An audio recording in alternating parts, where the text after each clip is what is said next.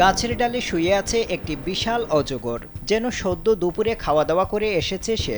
এবার তার ঘুমানোর পালা। গাছের ডালে পুরো শরীরের ওপর ভর করে চোয়াল ফাঁক করতে শুরু করে বিশাল সাপটি। তা দেখে গা শিউরে উঠেছে অনেকেরই। একজন ইন্টারনেট ব্যবহারকারী লিখেছেন, অজগরের মুখ এত বড় হতে পারে তা ভাবতে পারিনি। এমন দৃশ্য আগে কখনো দেখিনি। অজগর বা পাইথন হচ্ছে পৃথিবীর অন্যতম বৃহত্তম সাপ। এদের পেছনে পায়ের চিহ্ন পুরোপুরি বিলুপ্ত। অজগর শিকারীকে জোরে পেঁচিয়ে বা পরিবেষ্টন করে তাদের দম বন্ধ করে। এরা শিকারকে সাধারণত মাথার দিক থেকে আস্ত গিলে খাওয়া শুরু করে, কারণ এতে শিকারের বাধা দেওয়ার ক্ষমতা কমে যায়। শিকার হজম করতে তাদের কয়েকদিন সময় লাগে। এরা মৃত প্রাণী খায় না। এদের অবলোহিত রশ্মি দেখার বিশেষ তাপদৃষ্টি ইন্দ্রিয় আছে। অজগরের উপরের ঠোঁট বরাবর এই ইন্দ্রিয় অবস্থিত।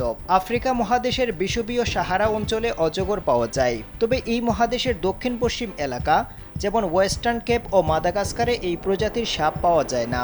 এশিয়া মহাদেশে ভারত, বাংলাদেশ, নেপাল, পাকিস্তান, শ্রীলঙ্কা, মায়ানমার, নিকোবর দ্বীপপুঞ্জে এই সাপের বসতি আছে।